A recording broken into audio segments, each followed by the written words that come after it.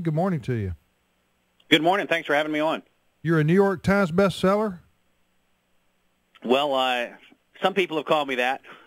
Well, there's worse things to call you. That's right. New York, That's New York right. Times. Well, I mean, you're every so often I'll tout something that has a connection to the New York Times. I guess that will be one time. Well, New York Times can cut both ways, you know.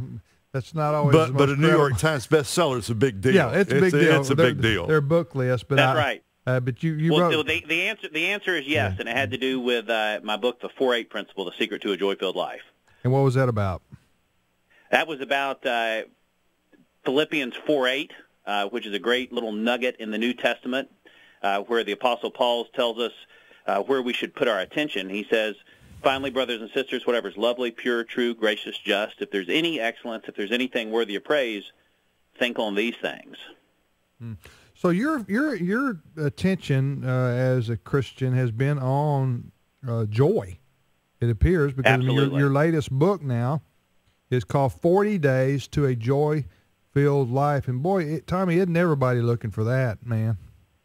Yeah, you know, probably in my lifetime, there's never been a time where there's been more people collectively down, discouraged. Many people are defeated. Some have even downgraded their dreams for the future.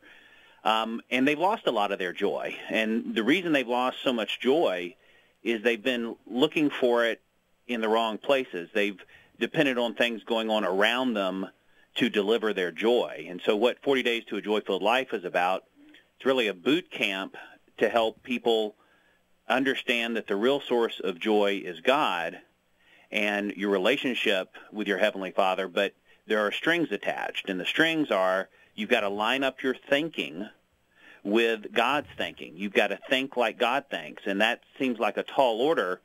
That's why we break it down into, bite-sized pieces over a 40-day period.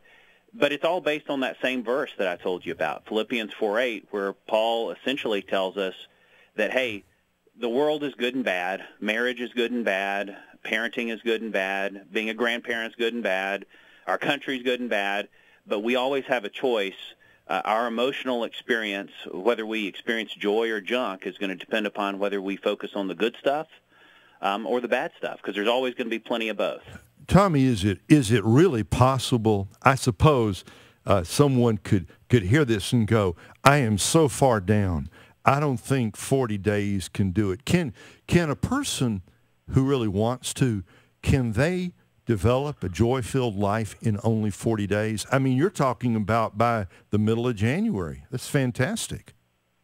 Well, there's nothing magical with the 40 Days to a Joy-Filled Life. Unfortunately, I'm not relying on people to depend on the book for their joy. But I'm a coach. What I do with most of my time is I coach entrepreneurs and their families, helping them to reach their full potential. And so in 40 days, what you can accomplish is you can get a big head start on experiencing more joy in your life. You can have so much of a positive leap in your joy that you'll be motivated to continue the journey. So, if I said 1 year to a joy-filled life or 6 years to a joy-filled life or even, 90 days to a joy-filled life, the end line seems so far out into the future that it's slightly demotivating, maybe more than slightly. But with 40 days, aside from the spiritual significance that's attached to the 40-day time period, you can see the finish line from the start line, just like you instantly said, hey, that's the middle of January. That's right. You're not going to have perfect joy. You're not going to have a perfect life, but you will be able to better discipline your thoughts so you will experience more joy more consistently than you did before. And you can certainly do that in 40 days and probably a lot less. You just have to change the way you think, not being perfect with your thinking, but progressing each and every day so that you line up your thinking with Paul, who, if we're talking about people that were in bad situations, Paul was in prison, he was chained, he was under guard, and according to some scholars, he was knee-deep in sewage, and yet he still said, hey, brothers, sisters, whatever is lovely and pure and excellent and brilliant and commendable, praiseworthy, dwell on these things. And so he must have known something about human nature well ahead of his time. Hey, Tommy, you've got a terrific chapter in there with what I think is a terrific title called Take a Vacation from Yourself. Probably a lot of us need to do that. What's that all about?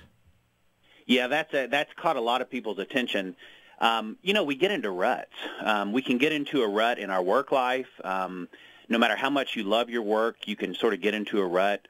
Same thing with your marriage or as a parent, or maybe you can just hit a phase in your life, a stage in your life where you're feeling like you don't have as clear a direction. And sometimes people make those times melodramatic. They overanalyze them. Sometimes we just need to get away from the routines and rituals that we've come so accustomed to. So vacation from yourself could be a lot of different things, but it may be as simple as changing your routines. If you normally get up early, sleep a little bit later. If you normally stay up late, go to bed a little bit early. If you normally like to watch a lot of TV, read a little bit, just for a week. If you normally ride bikes, go for a long walk instead. Take a different route to work. If you're normally sort of harboring in your mind the problems in the world, try counting your blessings instead. If you naturally sort of point out what's wrong with the restaurants you go to or the sermon you listen to, instead try to notice some things that are right about it, and just do this for a week, maybe even 5 days. And you sort of get away from the person that you've been on automatic pilot. And what I've found with my clients is many of them don't want to go back to the regular way they've been living. They like this. It's sort of like hitting the refresh button on your laptop. It's not a cure-all, but it's not too far from, a weekend at the beach or a long weekend where you get to recharge and de-stress just a little bit. Talking to Tommy Newberry with the new book, 40 Days to a Joy-Filled Life. One other question we have for you here, Tommy, before we let you go. Rats? Rats? Tell us what rats are. Rats, rat is an acronym for really awful thoughts. And these are the habitual thoughts that we can get into the habit of thinking and sometimes verbalizing over and over again. For example, one rat is blame, and this is when we point the finger at other people for our problems, and this is pervasive. The reason I bring it up first is this is one of the major issues of our day and our culture in this country, is people attributing their shortcomings and setbacks to other people, blaming them and everything that comes from it. And the way this relates to joy is you can feel better temporarily when you blame somebody. It temporarily relieves you of responsibility, but it's sort of like joy on credit. It makes you feel a little bit better, but just temporarily. And then when the reality of the situation hits you again at some point later, now there's interest. Now you feel worse than you did before. So one of the great secrets to joy is accepting responsibility for everything that's happened in your life, but most importantly, what you think and what you say and what you do. We can't control the stock market. We can't control certain political events. We can't control what our spouse does, let's say, or what our child, our teenager does, but we can control how we respond to it. And when we accept responsibility and we do not blame, then we have a lot more joy. Another one is exaggerators. And exaggerators use the word every, always. They use these extreme words. I know them. We all know them. Yeah, huh? Yeah. And when you do that, it usually alienates somebody else in your life.